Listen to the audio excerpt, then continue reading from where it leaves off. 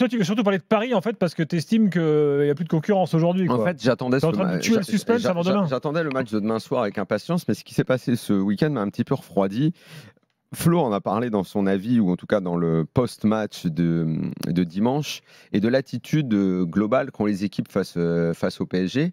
On a beau espérer chaque année qu'il y ait une évolution, et Monaco me semblait être l'équipe la plus à même d'avoir et de connaître cette évolution, parce que je peux entendre que l'OM, au vu de l'histoire commune et de l'infériorité évidente sur les dernières années, fasse une sorte de complexe. Idem un peu pour Lyon, qui plus est avec les grosses difficultés qu'ils ont eues.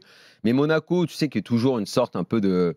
Je veux que les Monégasques le prennent pas mal, mais c'est toujours une sorte de pièce rapportée du championnat. On a l'impression qu'ils vivent dans un monde un peu parallèle, sans pression, un peu ailleurs.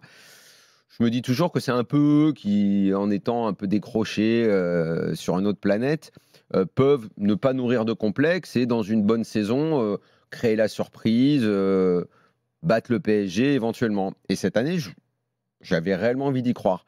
Je ne sais pas pourquoi, j'ai du mal. Il leur manque un joueur et c'est tout l'édifice qui s'effondre. Les deux petits jeunes dont on a dit beaucoup de bien depuis le début de la saison, Ben Seguir et Kliouch, je les trouve un petit peu moins bien en ce moment. Leurs performances sont évidemment moins bonnes, ça on l'a tous vu. Ce match avancé, décalé, qui devait avoir lieu le 5 janvier, qui pour le coup tombait à une très bonne période pour eux, tombe plus mauvais des moments de leur dynamique, alors qu'au contraire, tu as le PSG qui n'était pas très bien, qui a tapé Lyon pour encore une fois montrer à tout le monde que le patron de la Ligue 1, c'est le PSG. Et ce qui fait que ce match que j'attendais en étant assez excité, évidemment j'ai envie de le voir demain, mais je sais pas, les messages qui sont envoyés par Monaco, alors eux te disent... on a quand même quelqu'un qu'on connaît très bien à Monaco, n'est-ce pas? Vous le savez tous. Plusieurs. Eux veulent assumer leur statut. Eux veulent croire, évidemment, c'est des compétiteurs, ils ne vont pas dire le contraire, que demain soir, ils veulent faire quelque chose. Mais peut-être que c'est parce que, justement, moi-même, je n'y crois pas. Leur message, je n'ai pas réussi à le recevoir de façon positive. Donc, on n'a pas d'attaquant, on pense à prendre Kolo Muani, que les autres vont peut-être lâcher au mercato. C'est-à-dire qu'ils sont déjà dans l'après, comme si ce match-là, limite, ils avaient fait une croix dessus. J'espère me tromper. Je veux me tromper parce que j'ai envie de voir un gros match. Celui de dimanche, c'était pas mal. Au-delà de la supériorité affichée par le PSG, c'était quand même malgré tout un match intéressant. J'espère que ce Monaco-PSG le sera encore plus et que on me fera mentir et que c'est pas parce que Zakaria sera absent ou diminué s'il finit par jouer que les deux petits jeunes retrouvent un petit peu de vigueur et essayent de faire mal au PSG, que ça nous donnera un gros match. Parce que si c'est pas le cas, et je vais conclure là-dessus, je pense que là, c'est le gourdin est pris et le championnat va prendre un gros coup de gourdin sur la tête dès mercredi soir et ce sera plié, comme on pouvait l'envisager malheureusement. Flo, d'accord, pas d'accord? Ouais, moi j'ai fait un avis qui date évidemment un petit peu en pensant la même chose que Daniel, c'est-à-dire que c'est Monaco qui allait être le rival numéro 1. Et d'ailleurs, parce qu'en dehors de leur force au milieu et devant, parce que même si devant, là, ils ont un problème de neuf, mais offensivement, globalement, je parle, ils avaient vraiment les moyens de marquer. Je trouvais qu'ils avaient plus d'impact, qu'ils étaient meilleurs en défense et qu'ils avaient peut-être en plus résolu leur problème de gardien. Ce à quoi, après la faute de Majeki, parce qu'à mon avis, c'est plus une faute de Majeki. Il n'est pas là, mais même sur le match à Marseille, tu vois, je me suis dit, tiens, ils n'ont pas de bol, parce qu'à mon avis, c'est lui qui devait s'imposer sur l'histoire de la tête et du but qu'a lancé Marseille. Après, voilà, je suis un peu douché parce que sur leurs 5 derniers matchs, ils ont gagné une seule fois, ils ont pris 8 buts. Donc une équipe qui prend 8 buts, alors que moi je pensais qu'ils avaient un peu trouvé leur équilibre défensif, qui va affronter le PSG. Et que c'était de tous les poursuivants, peut-être ceux qui défensivement étaient les plus cette année, alors que l'an dernier on en avait discuté, et y compris avec les gens à Monaco, et tout le monde est d'accord pour dire il faut trouver une solution derrière, parce que sinon pour le reste on est carré, on est bien. Donc il y a ce problème-là, il y a l'absence de Zakaria, il y a le fait d'avoir pris 8 buts sur les 5 derniers matchs. Je ne sais pas si c'est complètement officiel. Sur les 5 derniers matchs, non, Zakaria, c'est pas sûr. Et sur les 5 derniers matchs, tu parles toute compétition confondue. Il faut rappeler qu'il joue Arsenal et il y a Benfica dans les conditions qu'on connaît quand même. Oui, mais ce Monaco, justement, qui prend, je crois, 3 buts contre Benfica, c'est 3 buts ça, et 3 buts contre Arsenal, franchement, même ça, c'est trop. C'est-à-dire que tu vois, là, c'est là où on est, je trouve, je l'ai dit et je répète ce que j'ai dit hier sur les fameux challengers. Je pense que quelque part, et Monaco échappe souvent à la foudre parce qu'eux, ils sont un peu dans leur coin, comme a dit Daniel, je pense qu'on n'est pas assez exigeant quelque part, enfin, nous, les observateurs, avec ces équipes-là. L'effectif, ok, parlons plus du titre et Paris, il y a un écart de budget, admettons. Mais pour le reste, tu ne dois pas prendre, puisqu'on a vanté le début sur les Coupes d'Europe, ce qu'ils avaient fait, c'était très bien. Tu ne dois pas prendre 2 fois 3 buts en Coupe d'Europe. Tu ne dois pas lâcher autant de points en Ligue 1.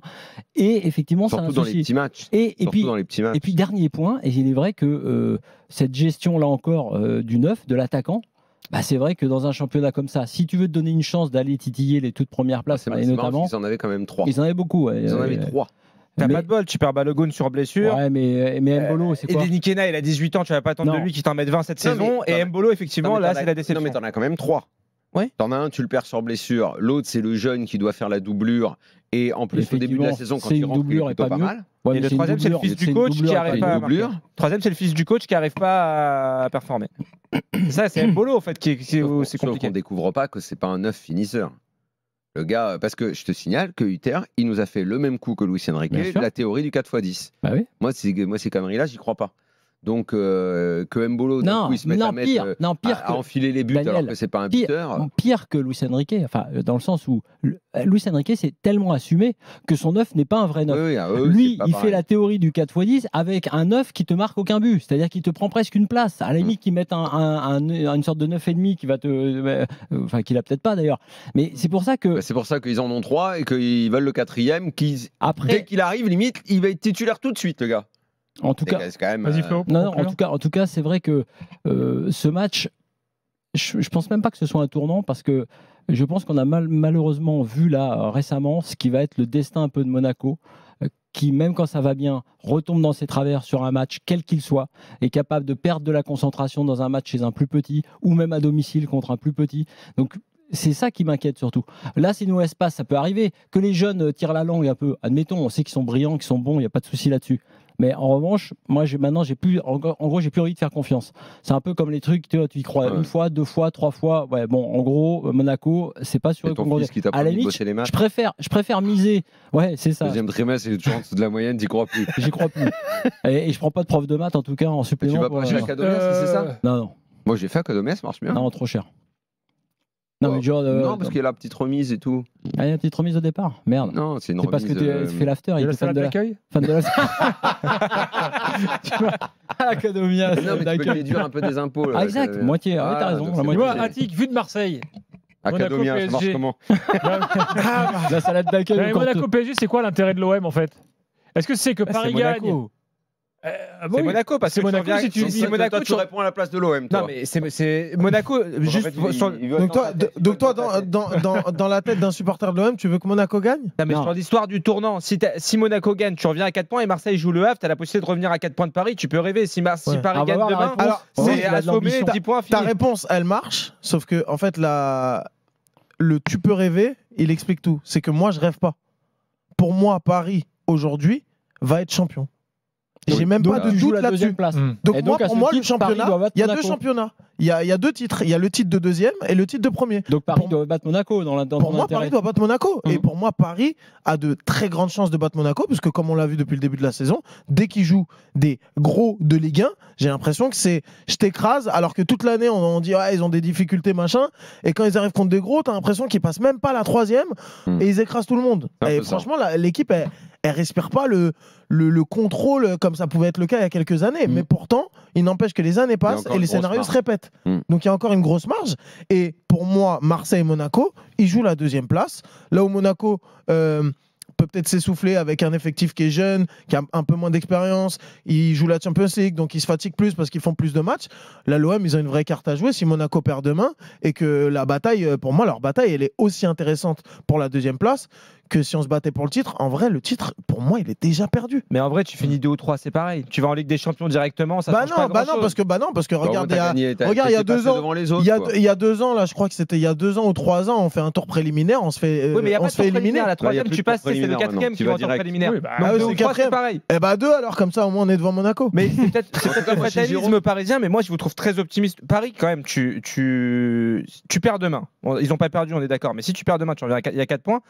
Mettons, scénario peut-être improbable aujourd'hui, mais pas inimaginable, Paris se fait éliminer en Ligue des Champions sur le mois de janvier. La 2e partie de saison, c'est pas la même. T'as que 4 points d'écart entre Paris et les poursuivants. Jimmy, tu peux perdre le supporter du PSG. Jimmy, vrai supporter. Non, non, tu vas pas être fataliste, mais c'est un scénario, les gars. Ça existe. Jimmy, alors magnifique. vrai supporter parisien. Alors là, définitivement, ultime vrai supporter parisien. Le mec, t'as 5, 6, 7, 8 points d'avance, mais on va se faire reprendre. Je t'ai dit hier, mais attention, on s'est réveillé, mais on va se faire éliminer en Ligue des Champions parce que City qui met plus un pied devant l'autre, ils vont nous coller une danse parce qu'ils vont se rayer contre nous. Mais Jimmy, t'es un vrai. Non, mais pur. toi, j'ai bien compris. Paris va en demi-finale de Ligue des Champions sur tes coups Flo. Ah, ils sont maudits toujours. Les mecs, ils voient le tirage au sort. Flo, il est dans la nouvelle catégorie, c'est les néo-supporters du PSG. Ils sont tombés, ils sont arrivés de je sais pas où. Ils sont tombés de je sais pas où. L'observateur. Moi, j'ai entendu un supporter de l'OM tout à l'heure chez Jérôme, Pascal Olmeta, dire Marseille va être champion. Hein? Mais je crois qu'il était chez lui en Corse ce week-end. À un moment donné, il a croisé le pape.